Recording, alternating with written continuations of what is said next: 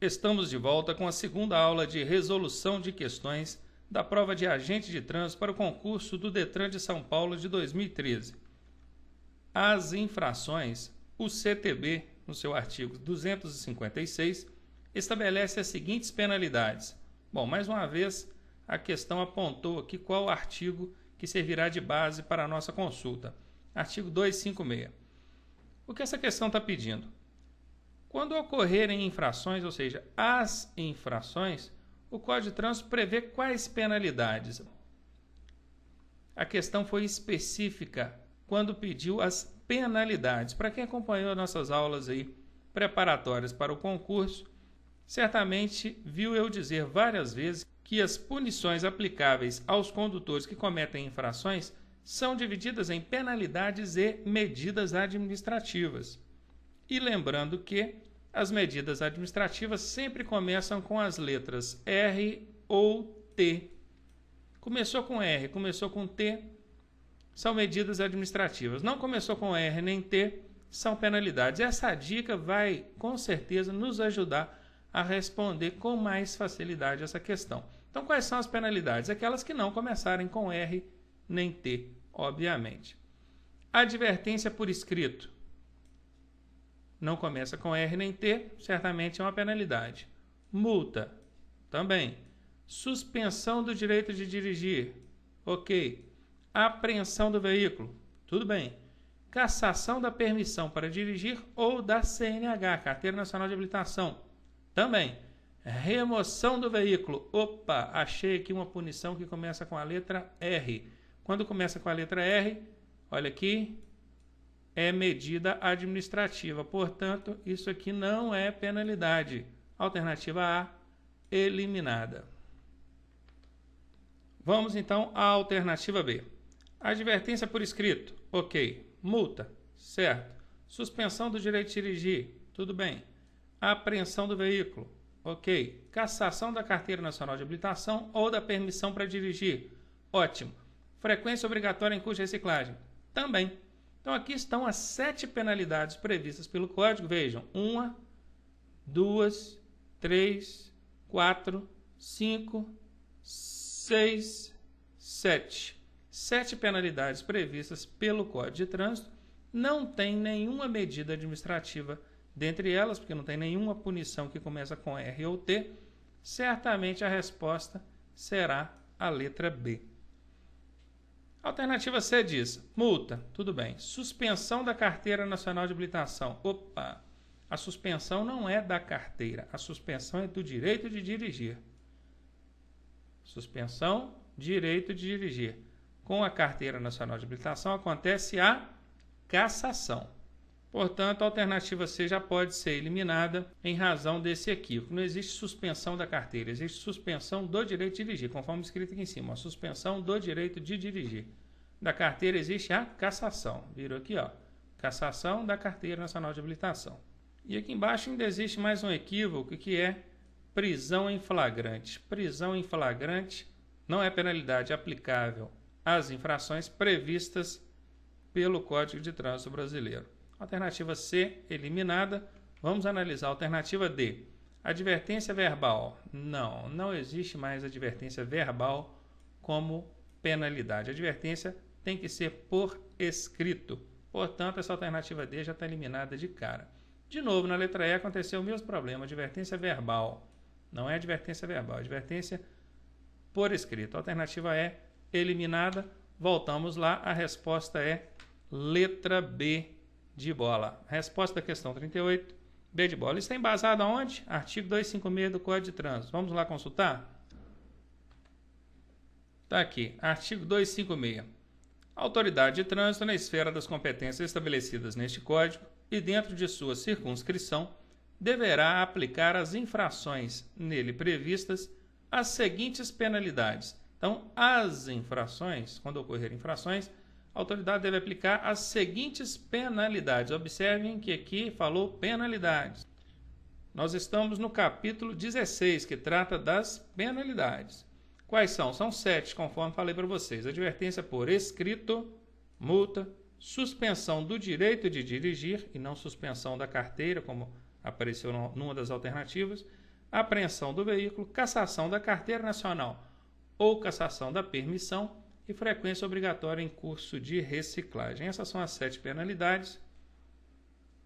Portanto, voltemos à questão. Aqui está a alternativa B, respaldada pelo artigo 256 do CTB. Questão 39. A indicação de representante para compor a comissão examinadora de candidatos portadores de deficiência física à habilitação para conduzir veículos automotores compete a quem? Quem é o órgão responsável por indicar representantes para compor a comissão examinadora de candidatos portadores de deficiência física? Quem é o órgão responsável por indicar esses representantes para compor a comissão examinadora? Seria o CONTRAN? O DENATRAN? Alternativa C de CETRAN ou CONTRANDIF? Alternativa D, a JARI? Alternativa E, ao DENATRAN? Muito bem, então, de cara nós já podemos eliminar algumas aqui. JARI, não é função de JARI indicar representante para órgão nenhum. JARI tem a função de julgar recursos, Junta Administrativa de Recursos e Infrações.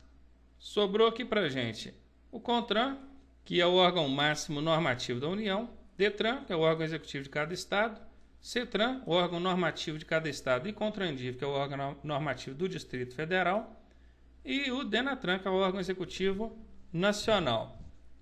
Qual artigo nós podemos nos embasar para responder essa questão? Artigo 14 do Código de Trânsito Brasileiro. Vamos ao código? Aqui está. Artigo 14. Compete aos Conselhos Estaduais de Trânsito, CETRAN, e ao Conselho de Trânsito do Distrito Federal, CONTRANDIF, fazer o quê? Fazer cumprir a legislação e as normas de trânsito no âmbito das respectivas atribuições. Elaborar normas, responder a consultas, estimular e orientar a execução de campanhas, julgar recursos interpostos contra decisões das JARIs, também contra recursos interpostos dos órgãos e entidades executivas estaduais. E aqui no item 6, vejam, indicar um representante para compor a comissão examinadora de candidatos portadores de deficiência física.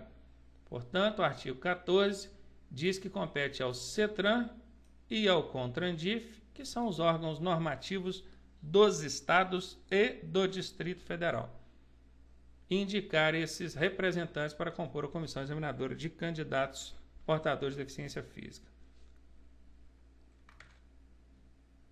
Voltemos aqui na questão. Resposta, então, CETRAN e CONTRANDIF. Alternativa C, a resposta da questão 39. Vamos à questão 40. Transitar com o veículo derramando ou lançando sobre a via combustível ou lubrificante que esteja utilizando é... Que tipo de infração é essa, em transitar com o veículo derramando ou lançando sobre a via combustível ou lubrificante? Seria infração gravíssima, cuja penalidade é a multa? Sim, a multa vai acontecer. Para toda infração existe uma multa. E a medida administrativa consiste na retenção do veículo até a regularização do problema? Tem bastante a ver essa alternativa. Certamente a resposta será ela. Alternativa B. Seria então infração grave, cuja penalidade é a multa, e a medida administrativa consiste na retenção do veículo até a regularização do problema? Observem que a diferença da B para A é somente a natureza da infração. A letra A é gravíssima, a letra B é grave. Alternativa C. Infração média, cuja penalidade é a multa e a medida administrativa consiste na retenção do veículo? A diferença entre elas aqui, por enquanto, é só a gravidade da infração. Seria então infração grave, apenada com multa? Grave, multa. Mas e aí?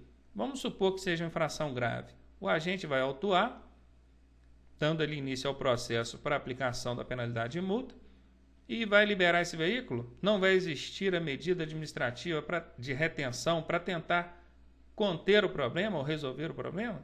Claro que não, essa alternativa D já pode ser eliminada. Existe um problema a ser resolvido, que é o derramamento de combustível sobre a via. E esse problema deve ser sanado.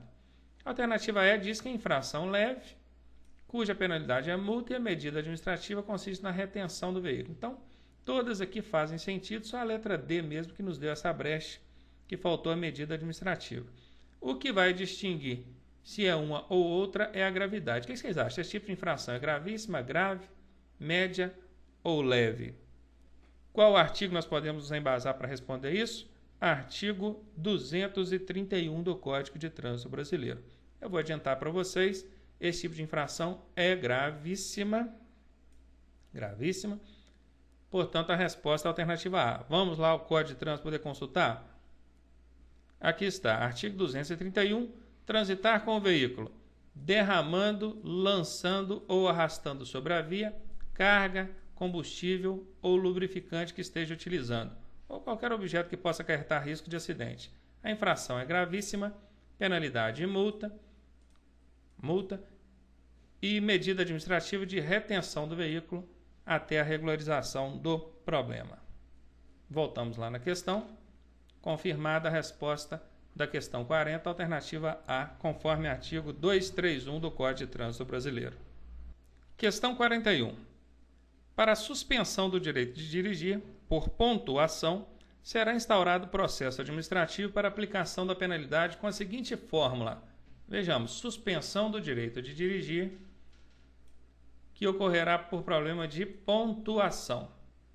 Qual artigo nós podemos nos embasar para responder essa questão? Artigo 261 do Código de Trânsito Brasileiro, inciso 1. Vamos ver. Será instaurado um único processo quando a somatória dos pontos atingir 15. Errado, não existe 15 pontos para esse tipo de infração. Quem estudou aí um pouquinho que seja sabe que a pontuação é 20. Portanto, 15 pontos. Está errado. Alternativa A é eliminada. Alternativa B. Serão instaurados processos distintos. Bom, isso aqui já começou a ter problema. Não existe isso. Quando a somatória dos pontos no período de 18 meses, outro problema. 18 meses, não. O Código de Trânsito considera o período de 12 meses. Portanto, a alternativa B é erradíssima. Está eliminada. Alternativa C. Será instaurado um único processo quando a somatória dos pontos atingir 20. Muito bem, atingir 20 pontos. No período de 18 meses, 18 meses está errado. Alternativa C, eliminada. Alternativa D. Ao ultrapassar 20 pontos, nós sabemos que são 20 pontos. Agora não é ultrapassar. Você não precisa ter 21, 22 ou mais pontos. Se você chegar a 20 pontos, o processo já será instaurado e o seu direito de dirigir provavelmente será suspenso. Então, ultrapassar é um equívoco que a gente costuma ver frequentemente, inclusive nos meios de comunicação. É muito comum ouvir falar se ultrapassar os 20 pontos. Não é ultrapassar, é atingir os 20 pontos. Seguramente, alternativa D, eliminada. Sem ler a alternativa A, eu tenho certeza que a resposta é ela. Vamos ver, será instaurado um único processo quando a somatória dos pontos no período de 12 meses, vejam, atingir 20 pontos. Essa é a resposta, sem dúvida. Nós vamos ao artigo 261 do Código para poder ter esse embasamento. Vamos ao Código.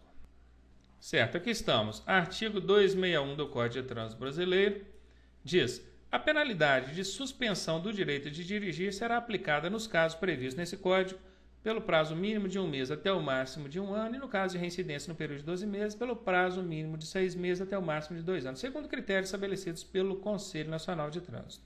Aí vem, no primeiro inciso, além dos casos previstos em outros artigos deste Código, excetuados aqueles especificados no artigo 263, a suspensão do direito de dirigir será aplicada quando o infrator atingir, vejam aqui, atingir, no período de 12 meses, a contagem de 20 pontos, conforme pontuação indicada no artigo 259. Então, é período de 12 meses, atingir 20 pontos, e não ultrapassar os 20 pontos. Voltemos à questão.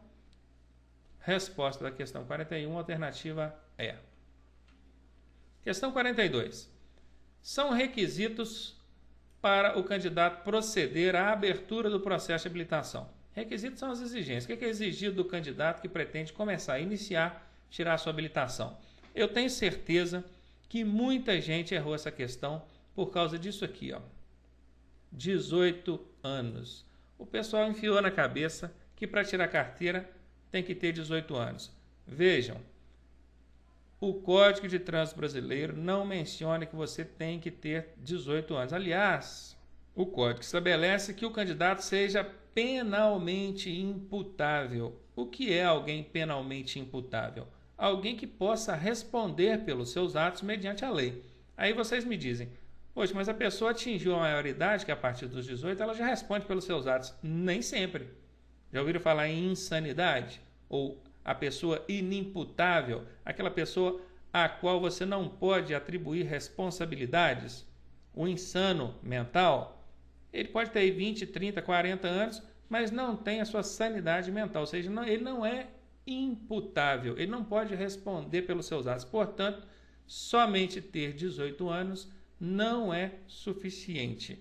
Por isso, quem marcou qualquer alternativa que tem aqui o 18 anos, dançou, errou. Alternativa A está eliminada, alternativa B está eliminada, alternativa D está eliminada.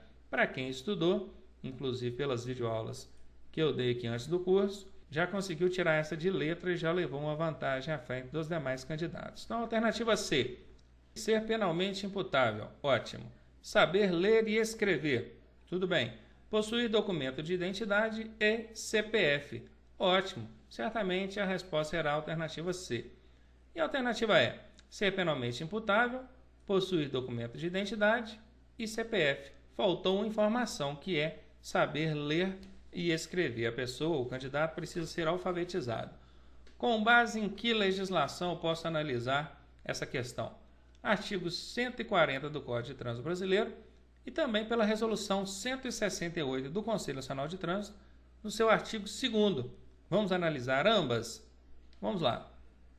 Ok, estamos aqui no artigo 140 do CTB, que diz: a habilitação para conduzir veículo automotor e elétrico será apurada por meio de exames que deverão ser realizados junto ao órgão ou entidade executiva do Estado ou do Distrito Federal do domicílio ou residência do candidato, ou na sede estadual ou distrital do próprio órgão, devendo o condutor preencher os seguintes requisitos. Portanto, devendo o condutor preencher os seguintes requisitos: ser penalmente imputável, observe que o Código não disse maior de 18 anos. Saber ler e escrever, possuir carteira de identidade ou equivalente. Cadê o CPF? O CTB, o Código de Trânsito, não mencionou o CPF. Tudo bem, mas nós não embasamos somente no Código, nós temos também a Resolução 168 que foi prevista pelo edital do concurso. Então não adianta tentar recorrer nesse sentido, porque tem amparo legal dentro da previsão do edital. Vamos conferir a Resolução 168? Está aqui, Resolução 168 do CONTRAN, em seu artigo 2º. Mesma coisa, candidato à obtenção da autorização para conduzir ciclomotor, que é a ACC. A Carteira Nacional de Habilitação, que é a CNH. Solicitará ao órgão ou entidade executiva de trânsito do Estado ou do Distrito Federal, do seu domicílio ou residência, ou na sede estadual ou distrital do próprio órgão ou entidade, a abertura do processo de habilitação para o qual deverá preencher os seguintes requisitos: ser penalmente imputável, saber ler e escrever, possuir documento de identidade e possuir cadastro de pessoa física CPF. Portanto, o artigo 2º da Resolução 168 previu essas exigências, incluindo o CPF. Voltamos então à questão. Aqui está, alternativa C, ser penalmente imputável, saber ler e escrever, possuir documento de identidade e CPF. Então, os 4 requisitos aqui, essa é a alternativa mais completa, é a resposta da questão 42. Vamos agora à questão 43. Nos termos da resolução do CONTRAN 425 de 2012, que resolução é essa? 425 de 2012. Para a primeira habilitação, no exame de aptidão física e mental, são exigidos os seguintes procedimentos médicos. Gente, para quem leu a resolução 425, viu que os exames para o candidato à primeira habilitação, ou dentre estes exames, tem o exame de anamnese. Inclusive, é o primeiro que aparece lá, exame de anamnese. Vejam, aqui tem, aqui também tem. E nas demais alternativas, não. Somente a alternativa A e D. Portanto, meus queridos, se as demais alternativas não preveem o exame de anamnese, já pode eliminar. Eliminadas. Fácil assim de responder. Quem leu a resolução 425 viu que dentre os exames existe o exame de anamnese. É só uma dica, não é um nome tão comum, por isso que acaba servindo de referência para a gente lembrar desse tipo de coisa na hora de uma questão de prova. Além do exame de anamnese, quais outros exames essa resolução 425 exige? No item 1 do artigo 4º desta resolução, tem o anamnese, exame de anamnese. No item 2, exame físico geral. No item 3, exames específicos. E no seu item 4, exames complementares a critério do médico. Portanto, resolução 425, artigo 4, nos itens 1, 2, 3 e 4. Anamnese, físico geral, específicos e complementares. Vamos lá, anamnese, físico geral, complementares e oftalmológico isolado. Aqui atrapalhou a alternativa todinha. Esse oftalmológico isolado aqui acabou. Então, a alternativa A eliminada. Nos restou a alternativa D. Por eliminação, eu cheguei à resposta. Anamnese, físico geral, específicos e complementares. São os exames previstos nos itens 1, 2, 3 e 4 do artigo 4º da resolução 425. Vamos à resolução consultar. Aqui estamos. Artigo 4º da resolução 425. No exame de aptidão física e mental, são exigidos os seguintes procedimentos médicos. Item 1, anamnese. Item 2, exame físico geral. Item 3, exames específicos.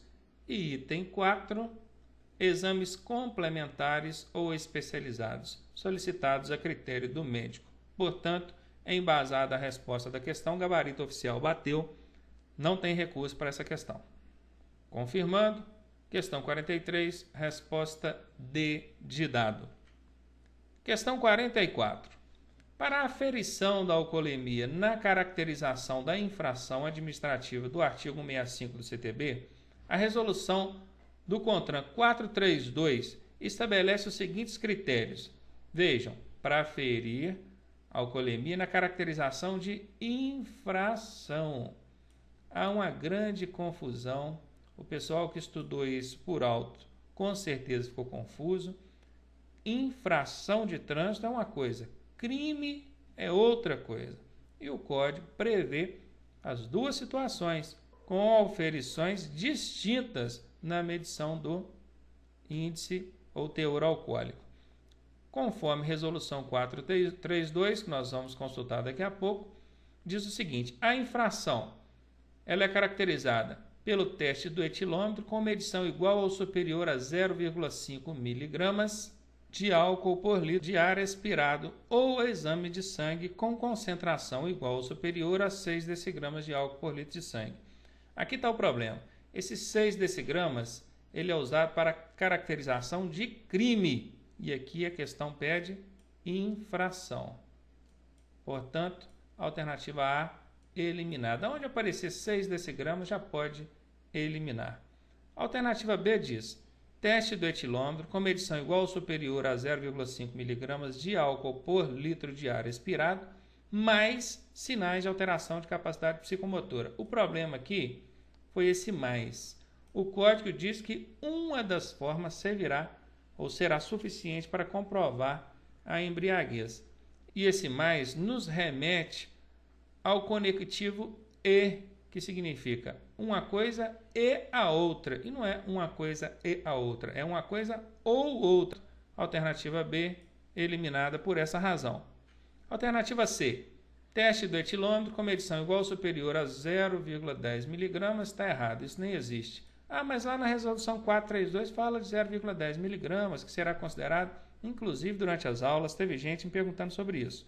Ah, será considerado o índice de 0,10 mg para as infrações ou as ações praticadas dentro da vigência da resolução anterior. Observe, agora nós já estamos na nova resolução, portanto, esses 0,10 mg só serão aplicadas para as infrações que foram cometidas naquela ocasião. Não confundam isso. Isso foi explicado para o pessoal que acompanhou as aulas. Tirei essas dúvidas por e-mails. Portanto, não confundam. Isso aqui não existe mais. Infrações dessa natureza vão ser calculadas sobre o índice 0,05 mg do teor alcoólico. Alternativa C, eliminada. Analisando a alternativa D, exame de sangue com qualquer concentração de álcool e sinais de alteração da capacidade psicomotora. Tudo bem, exame de sangue com qualquer concentração de álcool, ótimo. Agora, e sinais, ao conectivo e, nos remetendo à ideia de que tem que ser uma coisa e outra. Não é uma coisa e outra, é uma coisa ou outra. Tudo bem? Alternativa E, então, exame de sangue com qualquer concentração de álcool, ótimo. Ou teste do etilômetro com medição igual ou superior a 0,5 mg de álcool por litro de ar expirado, ou sinais de alteração da capacidade psicomotora. Observem, sempre utilizando o conectivo ou, porque a resolução nos diz que qualquer uma das formas servirá para comprovar o teor alcoólico do condutor. Não precisa ser uma e outra, ou uma mais outra, e sim uma ou outra. A alternativa E, sem sombra de dúvidas, é a resposta da questão 44. Vamos analisar isso na legislação?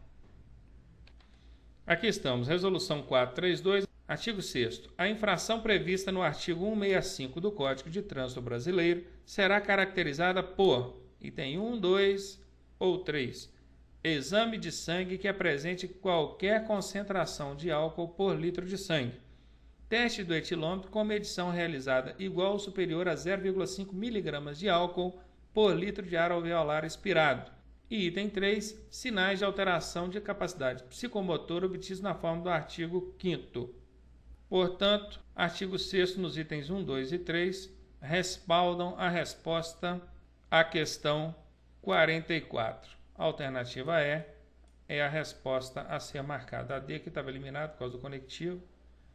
Então, a alternativa E é a resposta. Também não cabe recurso e confere com o gabarito oficial da banca. Voltaremos daqui a pouco para concluir, então, a resolução das questões dessa prova de agente de trânsito do concurso do Detran de São Paulo de 2013. Até daqui a pouco.